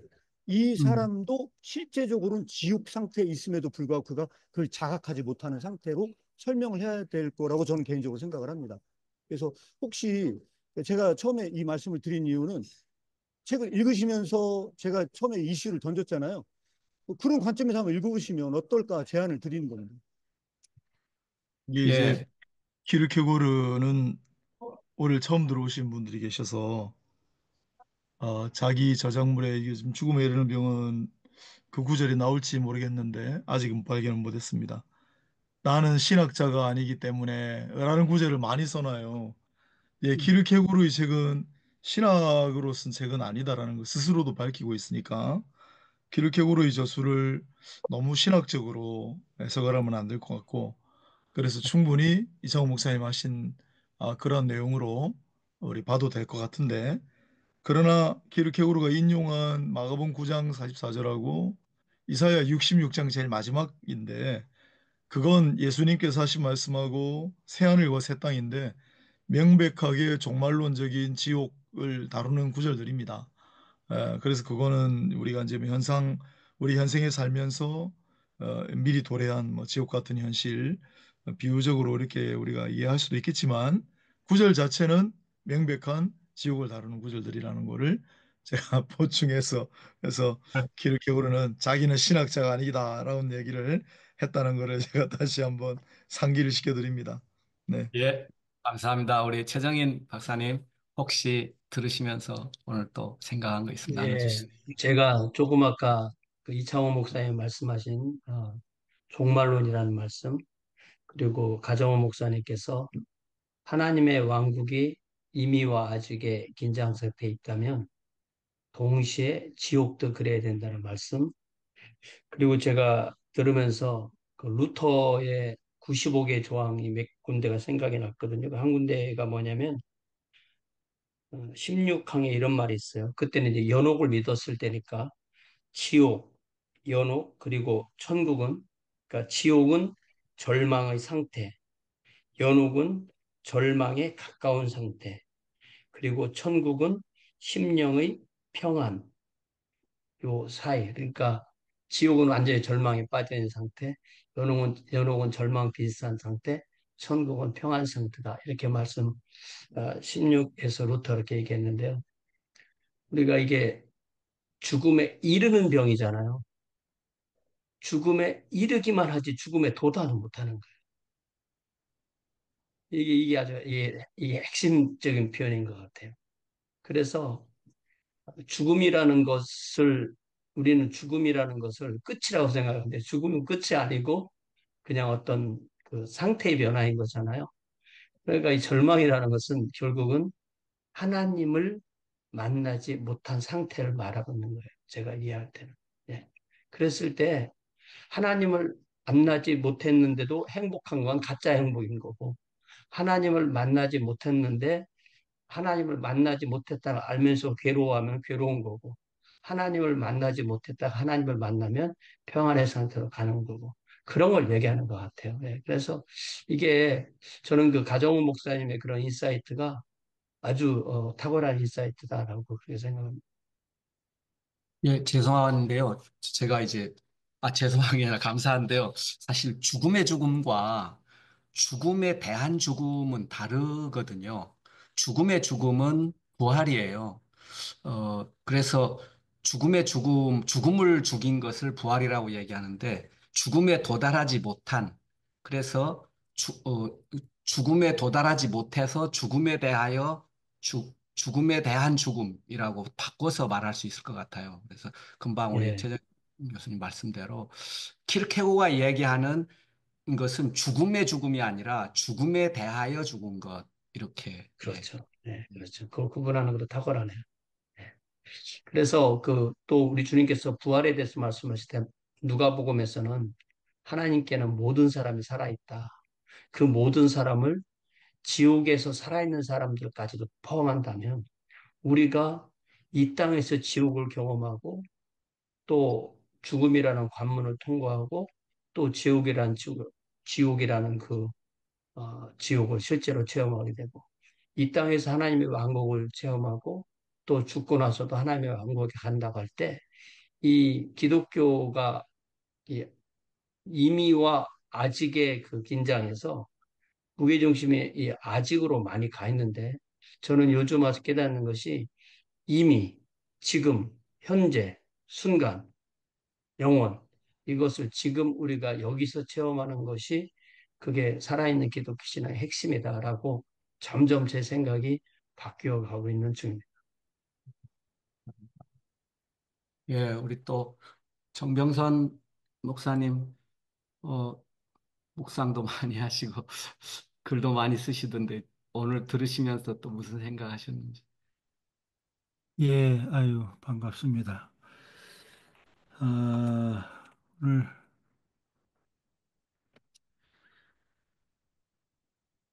그 절망을 뭐 크게 그냥 이렇게 떠오르는 큰 목록으로 좀 나누면 세 가지 형태가 있지 않을까 싶어요. 그러니까 흔히 말하는 이제 심리학적 절망, 이제 이런 게 있겠고요. 또 하나는 이제 사회학적 절망, 사회적 절망. 사회 속에서 어떤 자기 꿈을 이루지 못하거나 사회적인 어떤 패배, 뭐 이런 데서 오는 경쟁 사회에서 패배하고 이탈되는 그런 데서 오는 그런 이제 절망이 있을 수 있고요. 너와 나를 비교하는 인간과 인간에 대한 어떤 능력이라든지 인격이라든지 성품이라든지 뭐 그런 데서 오는 인간과 인간 앞에서의 느끼는 절망 이런 게 하나 있을 수 있고 또 하나는 그 하나님 앞에서의 절망. 이제 그게 이제 그 키르케고르가 말하는 죽음에 이르는 병은 바로 이제 그 병이 가장 근원적인 것이라고 생각을 할 수 있지 않을까 뭐 그런 생각이 좀 들었고요. 근데 그런 면에서 하나님 앞에서의 절망, 그 인간 자기 존재론적 절망이죠. 존재론적 절망. 이게 가장 근원적인 절망이라고 말할 수 있고 저는 복음을 만난 사람의 가장 첫 번째 나타나는 현상이라고 할까요? 그게 바로 아, 존재론적 절망을 하나님 앞에서 나를 보고 이사야가 나는 화로다 나는 망하게 되었도다 이런 자기를 봤던 것과 같은 그런 그 신 앞에서의 자기 모습을 바라보는 그것이야말로 하나님을 만난 사람에게 나타나는 가장 본질적이고 근원적인 반응이고 현상이 아닐까 그런 생각을 합니다. 그리고 그게 진짜 복음이 가리키고 있는 그 구원의 과정이라고 생각을 해요. 이제 그런 면에서 이것이야말로 그러니까 죽음에 이르는 병을 통과하는 것이야말로 복음의 본질이라고 볼 수 있고 복음의 시작이라고 볼 수 있는데 오늘날 이제 교회는 오히려 정반대로 자아를 팽창해 가는 그런 복음을 이제 심어주고 있다. 그게 이제 기복주의 신앙이라고 말할 수 있겠죠. 하나님이 너를 더 복주고 너를 더 높이 세우시고 너를 더 강하게 하시고 뭐 이런 이제 이야기들이 대부분인데 그것이야말로 복음이 말하고자 하는 복음이 우리를 세우고자 하는 그런 그 절망에 이르는 죽음에 이르는 그 절망을 보지 않게 막아버리는 오히려 그걸 보지 못하게 회피시키는 그런 왜곡된 복음이 아닌가 이제 그런 면에서 상당한 근원적인 문제가 있다 뭐 이런 생각을 오늘 절망에 대한 이야기를 함께 나누면서 그런 생각이 좀 들었습니다. 네, 감사합니다. 아, 또 이렇게 좀 깨달은 것이나 또 질문이나 이렇게 있으면 해주시면 좋겠습니다. 우리 젊은 분들도 젊은 분이라고 해서 좀 죄송합니다. 우리 소망이 더 많은 분들이 많이 들어오시는 질문이나 우리 이현경 선생님, 예, 혹시 공부하시면서 문학적인 관점에서 또 예, 무슨 생각을 하셨는지요? 어, 네, 네, 제가 사실, 이렇게, 정말, 단정적으로 이런, 시작하는, 이렇게 그 선언하고 뭐 이런 그 텍스트를 실은 문학을, 저는 이렇게 볼 수 없었기 때문에, 굉장히 좀, 예, 네, 마치 그, 예, 성경 같은 종교 경전을 이제 보는 느낌이었고, 이게, 예, 그리고, 어, 그러나, 예, 좀, 예, 그나마 제가 조금 알고 있는 그런, 그러니까 이름이라도 접한 이제 그런, 예, 철학자들이라든지 그런 사람들의 이제 주석, 이제, 예, 달아주셔서, 좀, 정말 이렇게 잘 풀어주셔서 너무 이제 발표해 주신 목사님한테 진심으로 예, 감사드리고, 예, 예, 답해 주시는 이제 이창 목사님한테도 감사를 드립니다. 제가 좀 들었던 생각은 이게 지금, 예, 뭐 문학을 생각한다면은 저는 예, 16세기 영국의 이제 예, 엘리자베스 여왕 때 에드문드 스펜서라는 이제 그 개신교죠. 이제 성공의 이제 신자 이제 그 사람이 쓴 선녀 여왕이라는 이제 그런 이제 그 일종의 기사에 그러니까 레드크로스 적기사라고 하겠죠. 이제 뭐 일종 뭐 총이라고도 이제 할 수 있는데 뭐 이런 예 고전적인 이제 미덕하고 그리고 신학적인 이제 그 미덕을 이렇게 체득해 나가는 이제 그런 이제 과정을 그렸는데 그때 그 예, 철로역정이랑은 좀 다른 것이 이렇게 철로역정에서는 데스페어 크리스 예, 크리스찬이 절망을 만났을 때 그것을 빠져 나와 그게 예 자기가 그 열쇠를 가지고 있다는 것을 이제 잊어버린 채 이거 잊어버렸다고 이제 그거를 안에 갇혀 있는데 그것을 이제 스스로 이제 빠져나올 수 있도록 옆에서 도움을 주는 이제 뭐 제 믿음인가 하는 그런 친구가 있었던 걸로 저는 기억을 이제 하고 있거든요. 그러니까 절망이라는 게 그 자기 안에 이제 갇혀 있는 이제 그런 자기 안에 이제 갇혀 있는 그런 상태, 예, 이제 이런 걸로 뭐 이렇게 뭐 이제 생각이 드는데 거기서 예, 그 16, 선녀 여왕이라고 이제 뭐 번역도 되어 있는데 거기에서 그 적십자, 그 레드크로스가 만나는 데스페어는, 그러니까 그 기사를 하는데, 그 유혹이 실패를 하자, 절망을 해서 자살을 하려고 하는데, 그 자살도 안 돼서 더 절망을 해버리는, 이제 뭐 이런, 이제 그런 내용이 나와 있습니다. 예. 좀 그런 생각도 이제 하면서 사실 저는 이제 이걸 읽었고, 그리고 조금 제가 좀 궁금한 이제 내용은요. 여기서 그 모든 이 독자를 크리스찬으로 이제 뭐 예, 본 어게인 한 이제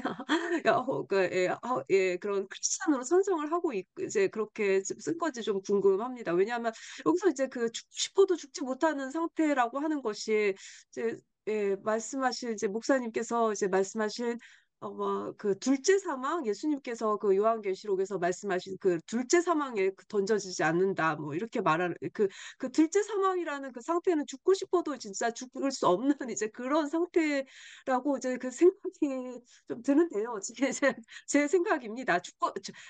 거기서 또 죽고 싶어, 그러니까 그냥 존재가 의식도 없어지고 예, 그런 정말 예, 무로 돌아갔으면 좋겠는데 그게 안 되는 이제 그런 상황, 이제 그런 내가 지금 어떤 고통을 엄청난 고통을 겪고 있는데 그 고통이 이제 그 어떤 의미도 없고 끝날 가능성도 없고 이제 그런 가치도 없다라고 이제 여기는 이제 여겨지는 이제 그런 상태를 영원토록 질과 양에 있어서 이제 경험을 해야 하는 그 그런 상태라고 하는 생각을 하는데 이 키르케고르는 그거를 이제 말하고 있는 건지 좀 그게 좀 궁금하고 참 이게 너무 제가 잠깐 예, 제가 예, 말씀드린다면 예, 왜 여호와의 증인이 영원한 지옥이 없고 존재가 사라진다고 가르치는가?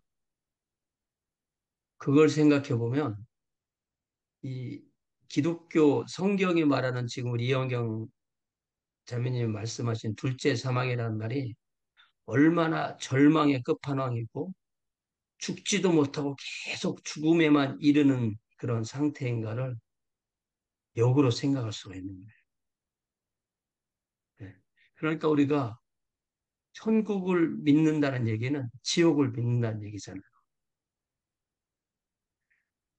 그래서 이 절망이라는 것의 원인이 뭐냐면 하나님과의 단절이지만 그보다 더 근본적인 원인은 죄이고 그 죄를 깨닫게 해주는 게 율법이고 율법이라는 건 우리가 부족하다는 걸 깨닫는 거잖아요.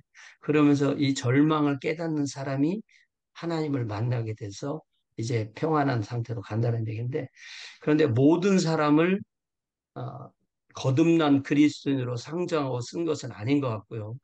당대의 이 덴마크라는 곳이 명목상 그리스도인, 자기가 그리스도인이라고 하지만 그리스도인인 것이 진정 무엇을 의미하는지를 모르는 사람들. 그러니까 대다수의 그냥 자기가 절망이라는 그 과정을 거치고 주님을 만나야 되는데 주님을 안 만나고 내가 기독교 왕국에 살고 있으니까 나는 이미 평안의 상태에 있어라고 착각하는 사람들에게 일부러 절망이라는 것을 끄집어내서 이 책을 통해서 이 과정을 거쳐야만 진정한 평안에 도착해요. 라는 식으로 쓴 것으로 저는 이해를 하는 것 같아요. 너무 귀한, 정말 역시 문학적인 입장에서 설명을 하니까 철로역정을 비롯해서 아주 귀한 또 해석을 해주셔서 귀한 답변해 주셔서 감사합니다. 우리 여기 이 우리 김선홍 목사님 혹시 오늘 뭐 특별히 질문이 있는지 예.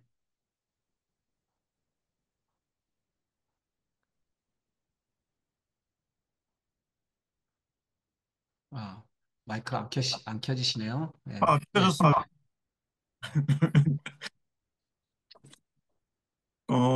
죽음에 이르는 병, 이 책을 읽으면서 좀 전에 그 이창호 목사님 말씀하신 것처럼 이 책에 이제 그 절망이라고 하는 것, 이게 이제 살아서 지옥을 경험하는 것이 절망이다라고 말씀을 하셨는데, 아까 우리 발제하면서 절망의 세 가지 경우를 이야기하잖아요. 그 첫 번째, 두 번째, 세 번째를 이야기하는데, 첫 번째, 두 번째가 그러면 그 아까 말씀하신 살아서 지옥을 경험하는 절망이라면, 세 번째 절망하여 자기 자신이려고 하는 경우는 그러면 그것도 역시 살아 지옥을 경험하는 절망은 아닌 거죠? 질문입니다. 장호 목사님, 예. 마이크 켜셔야 됩니다. 마이크 켜셔야 됩니다. 2부로 넘어가면 똑같은 절망 갖고 또 얘기를 하거든요. 2부에는 뭐라고 얘기를 하냐면 약함의 절망과 반항의 절망을 얘기를 합니다. 결국은 자기려 하는 절망은 반항이라고 얘기를 하거든요. 그러니까 그것도 똑같이 절망입니다. 그런데 여기에서 저는 그 아까 정병선 목사님께서 잘 말씀해 주셨는데 그 키르케고르가 저는 말하려고 하는 건 확실하다고 생각하거든요. 이 절망을 통과하지 않고서는 크리스천이 될 수가 없습니다. 그러니까 누구나 다 이 절망한 상태를 겪을 때만 진짜 기독교를 만날 수가 있거든요. 그래서 뭐라고 얘기를 하냐면 이 절망은 하나님께서 주신 선물이라고 이야기를 하는 겁니다. 인간의 최대의 비극이자 하나님이 주신 선물입니다. 그런데 그래서 이게 사실은 좀 그 혼란스러운 부분이 있을 수도 있겠지만 이 이때 종말이 옵니다.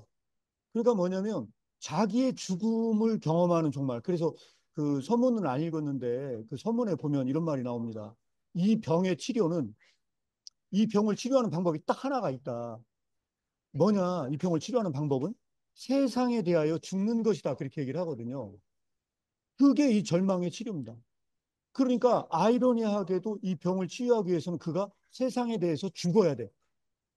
이게 기독교적인 종말입니다. 다른 말로 말씀을 드리면 키르케고르의 종말은 저 먼 미래에 오는 게 아니고 그 실존 상태에서 종말을 이야기를 합니다.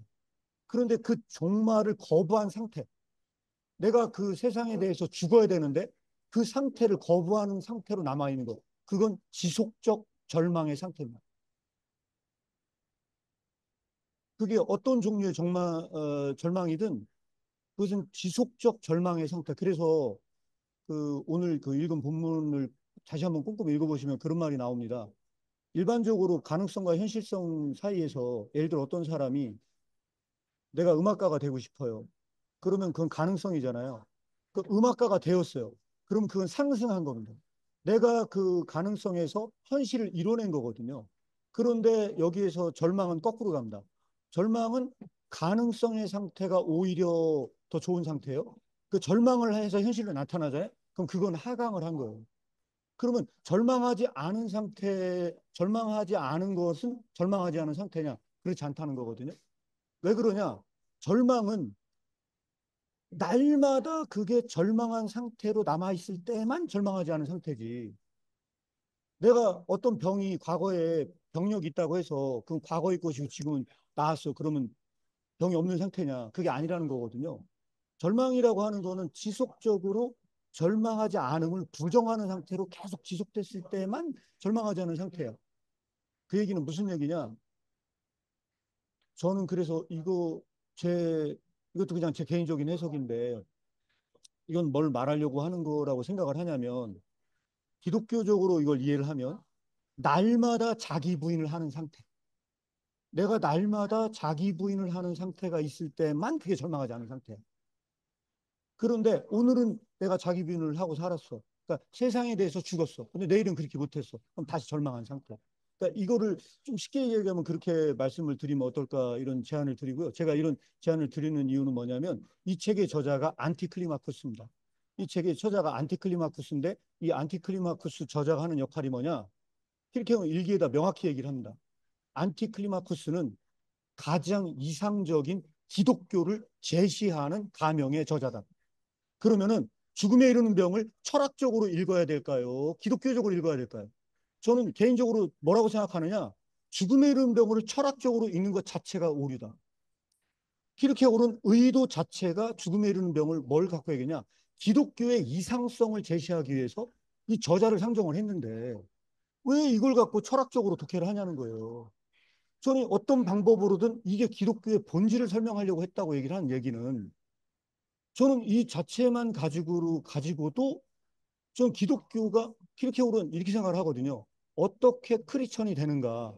일기에다 그렇게 얘기했습니다. 내 평생에 씨름한 건 딱 하나다. 어떻게 크리스천이 되는가? 그러면 어떻게 크리스천이 되는가라고 하는 그 측면에서 키르케고르는 가장 이상적 기독교를 안티클리마쿠스에 넣어놨대요. 그러면은 전 죽음의 이른 병을 어떤 방식으로 독해를 해야만 하느냐? 라고 만약에 저한테 얘기를 한다. 그러면요.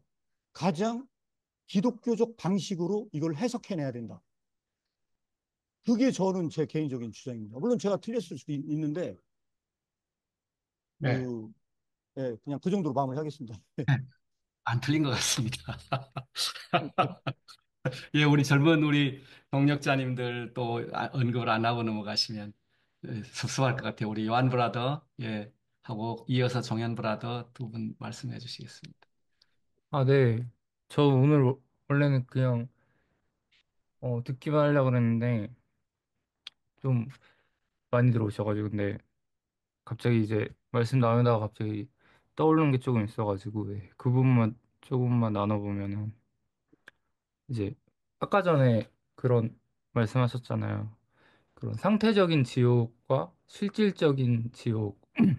근데 저는 둘 다라고 생각하거든요. 그러니까 우리가 이 땅에서 그런 상태적인 경험을 지옥을 경험하지만 그렇다고 해서 그게 비실제적인 건 아니고 진짜 실제 지옥도 있고 저는 그렇게 이게 좀 기독교에서 이런 부분들이 되게 많은 것 같아요. 두 가지 다에 해당하는 경우가. 그래서 그렇게 생각을 하고 이제 그럼 아까 전에 또 나왔던 부분인데 그렇게 죽지도 못하는 상태, 그렇게 죽고 싶어도 죽지도 못하는 그런 하나님께서 왜 그런 데를 지옥을 만들어서 이렇게 힘들게 하냐 이런 질문들이 또 떠오를 수 있을 것 같아요. 근데 제가 예전에 봤던 책에서 그 한병철 교수님 책이었던 것 같아요. 에로스의 종말이었나? 그쪽에서 땅 얘기를 하거든요. 그 땅의 찬이라는 책이었어요. 예. 그쪽에서 그 저항성 얘기를 하면서 땅 얘기를 하는 거예요. 그러면서 근데 이제 우리가 땅을 파잖아요. 그러면 땅이 우리한테 저항한대요. 이렇게. 그래서 우리는 실제로 우리가 끝까지 못 파잖아요. 땅을 그냥 어느 정도까지만 팔 수 있잖아요. 땅을.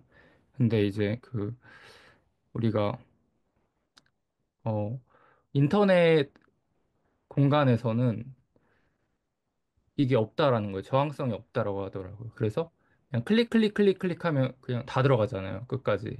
그런 게 없는 거죠. 우리한테 저항을 해주는 게 없는 거죠. 근데 이렇게 어떤 저항성을 없애는 게 우리의 정신을 파편화시키고 가축화시킨다고 하더라고요. 그러니까 모든 걸 다 이루게 할 수 있는 게 우리의 정신을 완전히 그냥 망가뜨려 버린다고 하는데 그래서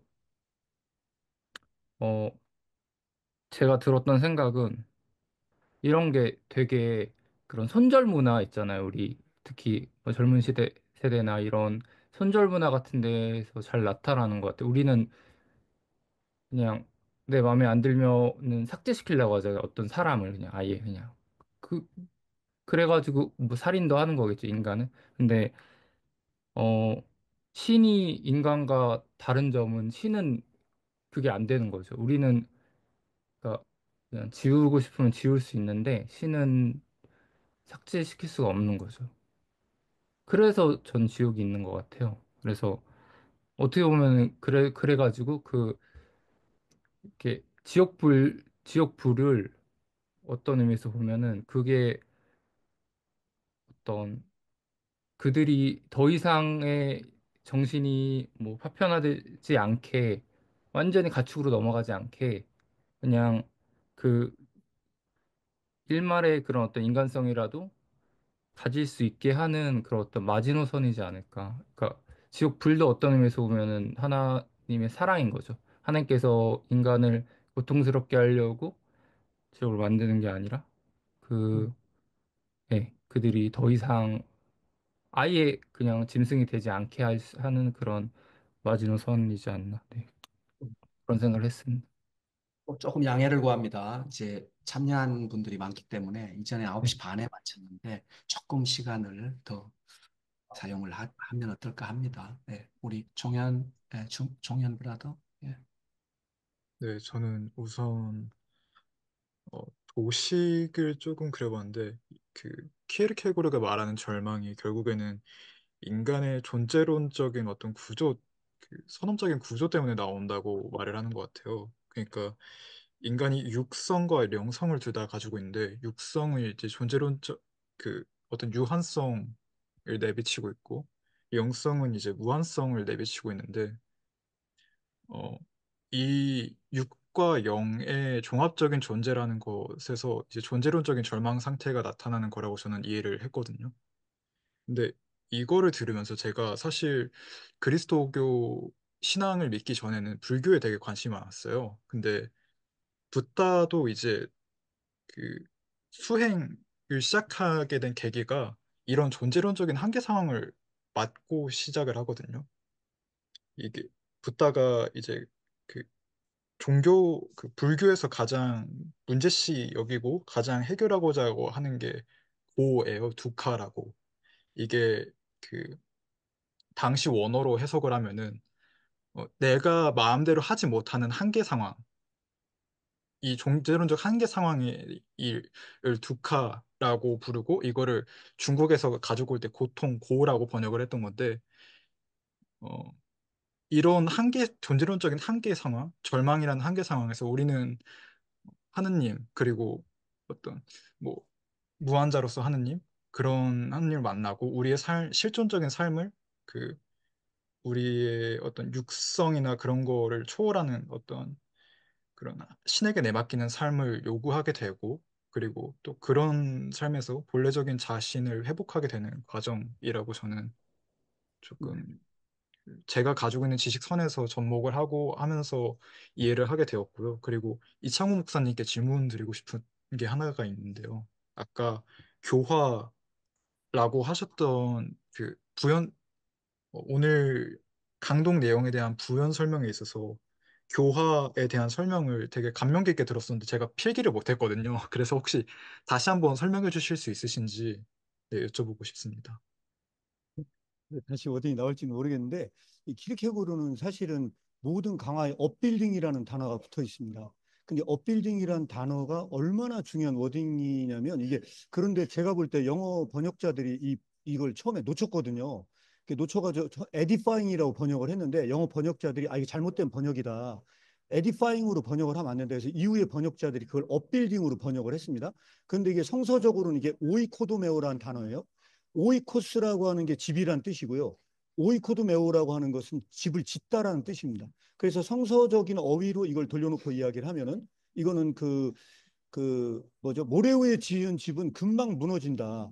나올 때도 그게 짓다라는 뜻이고요. 키르케고르는 이거를 어디서 인용을 했냐면 고린도전서 8장 1절 말씀입니다. 거기 보면은 지식은 사람을 교만하게 하지만 사랑은 덕을 세운다. 라고 이야기를 합니다. 그때 그 사랑이 덕을 세운다고 말할 때 이 단어에 대한 고찰을 하고 있는 것이 사랑의 실천 2부 1장입니다.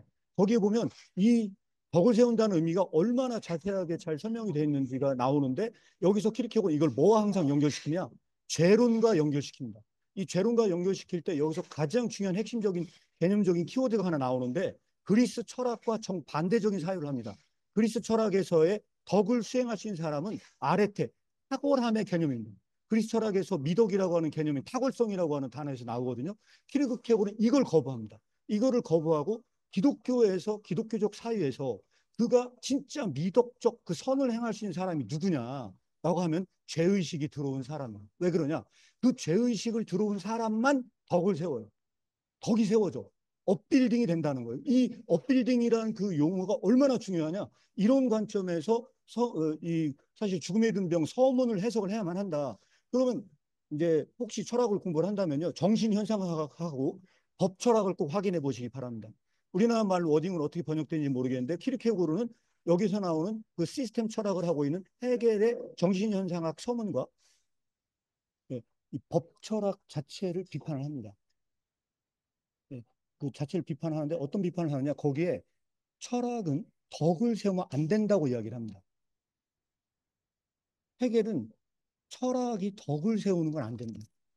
키르케고르는 서문에서 그걸 비판하고 있는 겁니다. 그러나 이 책은 덕을 세우기에는 지나치게 덕을 세우고 학문적이기에는 이 덕을 세우기 때문에 별로 도움이 안 된다. 이게 서문에서 그 얘기를 하는 겁니다. 그래서 전반적으로 사실 그런 거를 다루려면 굉장히 긴 얘기여서 사실 안 다루고 넘어갔지만 사실 이 기본적인 내용들 전체는 이 업빌딩이라고 하는 이 기본적인 베이스에서 이건 설명이 들어가야 된다. 전 개인적으로 그래서 이거를 좀 강조하는 부분들이 있습니다. 그리고 이것이냐 저것이냐의 맨 마지막 구절이 있습니다. 이렇게 우리 책에 이것이냐 저것이냐의 맨 마지막 구절에 이런 표현이 나옵니다. 키르케고르는 그 진리에 대해서 뭐라고 얘기했냐면 내가 살고 죽기 위한 진리를 달라고 일기에서 기도를 합니다. 그런데 그 죽음에 있는 병 그 맨 마지막 구절이 어떻게 나와 있냐면요. 나를 나를 세워주는 진리만 나를 위한 진리다라고 이것이냐 저것이냐 맨 마지막 구절에 얘기를 합니다. 그때 그 거기에 쓰이는 단어가 업빌딩입니다. 나를 세워주는 진리만 진짜 진리다. 그 정도로 이 업빌딩에 대해서 강조하고 있습니다. 네, 예, 감사합니다. 예. 어, 오늘 마지막에 우리 이창호 목사님 그 던지신 말이 그 바르트가 수용한 교리로 간 것 같습니다. 어쨌든 예, 그것도 해석차에 따라서 해석하기에 따라서 굉장히 재밌는 해석이 될 수 있을 것 같네요. 오늘 우리 정의선 자매님 오늘은 좀 이제 그만해야 되겠다 이런 생각이 안 들었는지요? 마이크 키시고 오늘은 계속 아니요.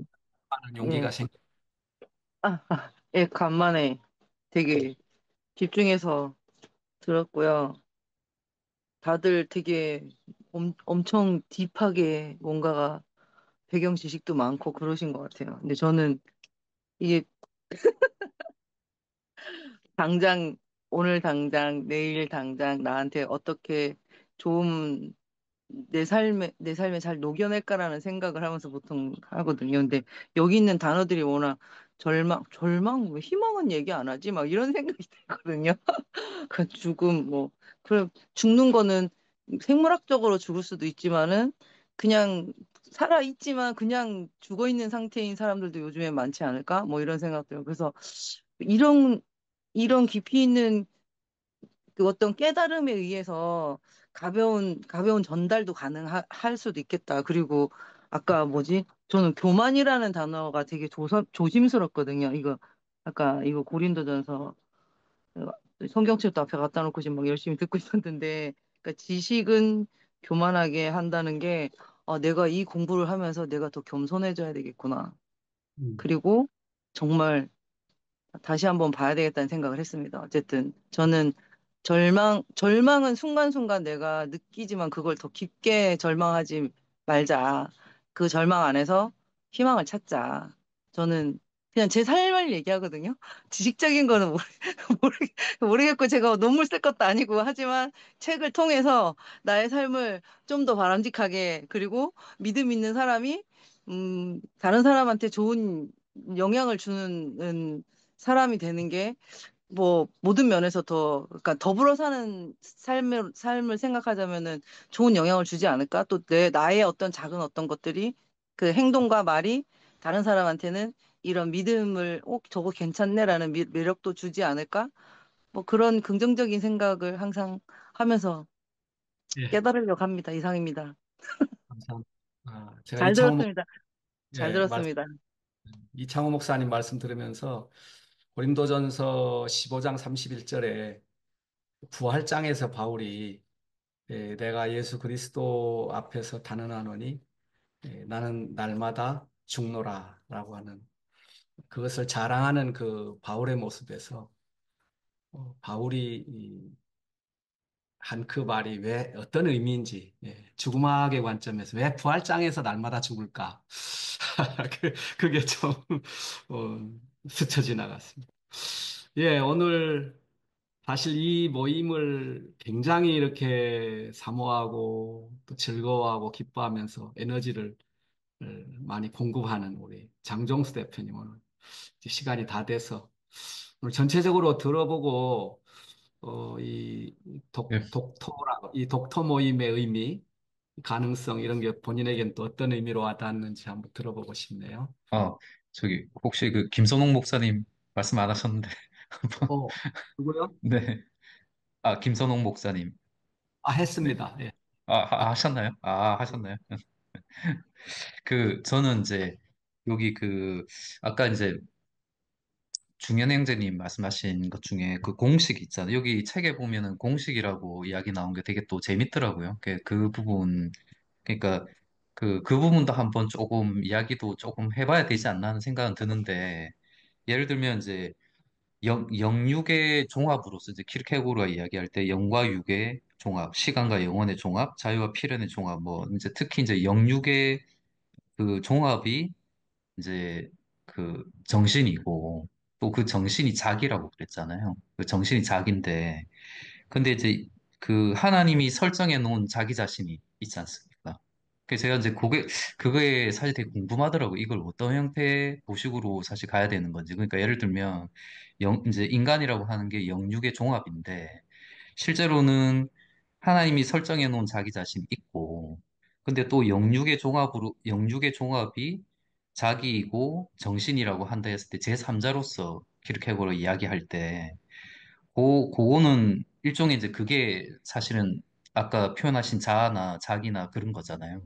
그런데 그 자기가 그 하나님이 설정해 놓은 자기 자신과의 관계 속에서 사실 하나님이 설정해 놓은 자기 자신이고자 한다면 큰 문제는 없는데 거기서 사실 엇갈림이 나타난다. 그 엇갈림을 절망이다. 이렇게 표현하는 것 같더라고요. 그러니까 이걸 이제 키르케고르 공식이라고 하는 얘기는 여기서부터 지금 절망의 모든 형태들이 다 표현되는 게 아니냐라는 뉘앙스로 사실 읽히고 있어가지고 뒤에도 아마 그런 쪽으로 쭉 전개가 되지 않을까라고 생각이 드는데 이제 그렇다 그러면은 사실 이제 가능성은 하나님이 설정해 놓은 자기 자신으로부터 도피하는 방법이 하나 있고 또 하나는 하나님이 설정해 놓은 자기 자신을 부정하고 자기의 힘으로써 자기가 자기 자신을 만들려고 하는 반항이 있을 수 있는 것이고, 그 이제 절망이라고 하는 형태가 크게 본 그 두 가지로 사실은 다 포함해서 나타날 수밖에 없는 거다. 그 이제 그런 의미에서 보면은 절망은 슬플 수도 있는 거고, 또 어떤 의미에서 보면 되게 희망차고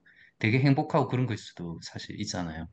그래서 이제 뒤에가 뭐 절망이 가지고 있는 보편성 얘기도 하고 어떤 의미에서 보면 대부분의 사람들이 진정한 그리스도인이 되지 않으면은 사실 다 절망 속에 있다고 봐야 되는 뭐 그런 게 아니냐 이제 그런 형태로 조금 뭐 좀 읽혀지고 사실 이 앞에서도 그런 뉘앙스가 되게 많이 나오는 것 같고 사실 그렇습니다. 그래서 보통 저는 이제 이게 그냥 절망이라고 한다 했을 때 그냥 우리가 생각할 때, 아, 뭔가가 잘 안 돼서 이렇게 막 이렇게 절망하고 힘들어하고 막 이런 걸 이제 절망이라고 할 수는 있지만, 지금 키르케고르 얘기하는 거는 하나님께서 설정해 놓은 자기 자신이려고 하지 않을 때는 다 그거는 절망의 상태다. 우리는 절망의 삶을 살고 있는 것이고, 그 절망이라고 하는 게 죽으려고 해도 죽을 수도 없는 그 비참한 그 상태라는 그런 거지 않습니까, 사실은. 그러니까 뭐 그런 형태에서 현재 이제 우리의 삶뿐만 아니고 그리스도의 삶뿐만 아니고 그리스도인이 아닌 이방인의 삶까지도 사실 다 해석할 수 있는 또 바라볼 수 있는 하나의 툴이 사실 나올 수 있는 거 아니냐 이제 좀 그런 생각이 들더라고요. 근데 그 키르케고르가 앞에 해놓은 그 얘기가 되게 복잡하긴 한데 그거는 조금 저도 조금 도움을 받고 싶은데 이제 사실 이걸 이제 어떻게 좀 더 이해를 더 잘할 수 있는지 이런 부분 있지 않습니까? 근데 또 어떻게 이런 생각이 나왔는지 정말 뭐 문장도 너무 이제 뭐라 해야 되나 되게 탁월하다 그래야 되나요? 뭐 관계로서 다 표현하는 게 그 문장도 너무 탁월하고 너무 깊이 있고 또 너무 아주 매끈하게 그런 공식으로 해놓은 것 자체가 너무 되게 대단하다 이런 생각이 들었습니다. 그리고 이제 그 성경에도 보면은 이제 사도 바울이 그런 얘기를 하잖아요. 그러니까 그리스도를 얻고 자기가 그 안에서 발견되고 싶다라는 얘기를 했지 않습니까? 근데 사실 그 얘기가 어떤 의미에서 보면 이 얘기하고도 좀 일맥상통하는 게 아닌가 하는 생각이 들거든요. 하나님이 예. 설정해 놓은 자기 자신을 예, 자기가 스스로 거기에 일치시키려고 그걸 발견하려고 하는 것 자체가 성경에 나온 거하고도 정확하게 일치하는 또 그거기도 하니까 아주 멋지게 좀 해석을 잘 해놓은 거 아닌가 이제 이런 생각도 들기도 하고 그렇습니다. 근데 하여튼 이 문구를 조금 더 잘 해석을 하고 싶은데 쉽지가 네. 않더라고요. 그게 네네 너무 그렇습니다. 네 좋습니다. 네. 네. 네, 오늘 발제하신 우리 홍 목사님, 또 얼굴을 안 보여주신 또 성도님들도 계신데 오늘 마무리 말씀하시고, 예, 또 마무리 기도까지 해주시면 좋겠습니다. 스피커를 키셔야 됩니다. 마이크를 키셔야 됩니다. 예. 네, 우리 1시간 반에 마치는데 오늘은 인사하고 하느라고 2시간이 됐습니다. 2시간 하면 좀 힘들어요, 그죠? 네, 오늘 다 참여해 주셔서 감사하고요. 포기하지 마시고 몇 가지만 좀 이야기를 첨언을 좀 하겠습니다. 아까 우리 장종수 대표님이 절망을 특별히 이렇게 소재로 삼은 이유가 있을까? 저는 늘 이제 쇼펜하우어 이야기를 하는데 쇼펜하우어보다 조금 더 키르케고르보다 조금 더 연상이에요, 쇼펜하우어가. 근데 쇼펜하우어가 지금 한국에서 대단한 히트를 치는 이유가 의지와 표상으로서의 세계라고 하는 책에 이런 글이 유명한 글입니다. 삶은 고통이다. 고통은 의지다. 의지는 끊임없이 갈망하고 갈망은 결코 충족되지 않는다. 삶은 고통이다라고 얘기해요. 그러면서 한국에서 대박친 문구가 이거잖아요. 왜 당신의 삶이 힘들지 않아야 된다고 생각합니까? 이게 쇼펜하우거든요.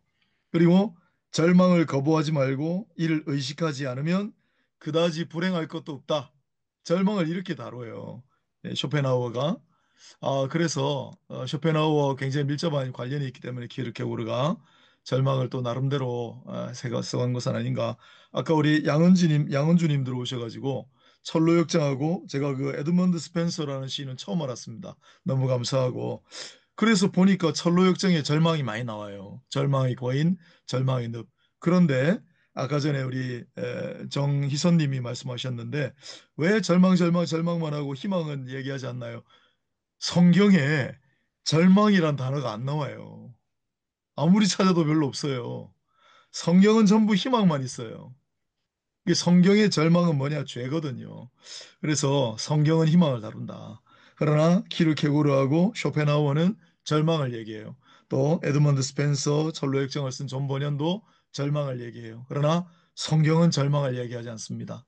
너무 신기하죠? 그런 점을 조금 보충을 좀 해드리고 싶고 오늘 뭐 전반적으로 하여튼 다들 참여해 주셔서 감사하고 오늘 3파트 뒤에 부분이 지용 이야기도 좀 나오고 장 대표님 이야기하신 공식도 좀 나오고 하는 굉장히 막 논리적으로 변증적으로 쓴 내용이라 좀 이해하기 쉽지 않지만 아까 장종수 대표님이 내가 바라던 원한 거를 했는데 어떤 사람이 됐는데도 왜 절망이 있지? 그런 내용이니까 한번 읽어보시고 다음 시간에는 그거 조금 다시 다루고 그리고 제가 전체 계획표한 대로 진행해 나가도록 하겠습니다. 오늘 다들 수고하셨습니다. 감사하고요. 짧게 기도하고 마치겠습니다. 하나님 오늘 2시간에 걸쳐 귀한 시간을 가지게 하시니 감사합니다. 늦게까지 참여한 분들에게 다시 한번 하나님 주시는 새로운 힘과 에너지가 솟게 하여 주시고 우리가 삶을 살아가는 동안에 우리의 죄의 문제, 우리 인생의 문제에 천착하지 아니하고 주님을 우리의 소망으로 삼고 신앙을 우리의 발판으로 삼아서 한 걸음 한 걸음 더 나아갈 수 있도록 인도해 주시기를 바랍니다. 키르케고르의 우리 함께 공부하는 과정을 통해서 더욱 신앙이 깊어지게 하시고 더 교회를 이해하게 하시고 하나님께 더욱 가까이 나아가는 모두가 되게 하여 주옵소서. 서로의 가지고 있는 것으로 나누어서 서로 다 같이 은혜의 유익을 누리고 서로 덕을 세워가는 귀한 시간이 되게 하여 주옵소서. 예수님의 이름으로 감사하며 축복하며 기도합니다. 아멘. 아멘. 자, 네. 수고하셨습니다. 예, 수고하셨습니다. 수고하셨습니다. 감사합니다. 감사합니다. 네, 고맙습니다. 예, 네, 수고 많으셨습니다. 네. 이창호 목사님 나가셨나요? 감사합니다. 안녕히 가세요. 네, 수고 최정인, 감사합니다. 많으셨습니다. 네. 감사합니다. 예, 장 대표님 감사합니다. 최정인 박사님 미국에 지금에서 들어오신 거예요? 예, 새벽에 일어나기 힘드네요. 지금 예, 지금 그럼 새벽 몇 샤워도 시입니까? 못하고, 예. 아니, 뭐, 저는 6시 시작했는데, 시간을 잘 조절 못해갖고, 샤워도 못하고, 밥도 못 먹고, 그냥 간신히 시간 맞춰서 앉았는데, 아이쿠, 아유, 예, 그래도 그렇습니다. 제가 월요일 날 가능하면 이 시간에 좀 같이 공부 좀 예, 해보려고 들어왔어요. 너무 감사합니다. 예. 홍 목사님 오늘 첫 시작이 너무 참 좋았습니다. 너무 풍성하고. 됩니다, 돼. 된다는 거죠. 된다. 그죠? 예. 네. 아, 네, 감사합니다. 우리 김선호 네, 잘 들어. 목사. 김선우 목사님 교회가 어디 있다고 그러셨죠? 그 영일대 해수욕장 바로 그쪽에 나 있습니다. 지난주에 포항 갔었거든요. 아, 연락을 주시죠. 환호공원 쪽으로 갔어요. 아, 그 뭐 스페이스워크 그 우리 집에서도 다 보이고 하는데. 아, 그러니까요. 네. 네, 다음에 한번 한번 뵙겠습니다. 잘 네, 들어가세요. 감사합니다. 네. 네. 양은주님 오늘 너무 감사해요. 좋은 걸 알려주셨습니다. 네, 배정규 님도 안녕히 가세요. 자, 감독사님 잘 들어가세요. 나갑니다.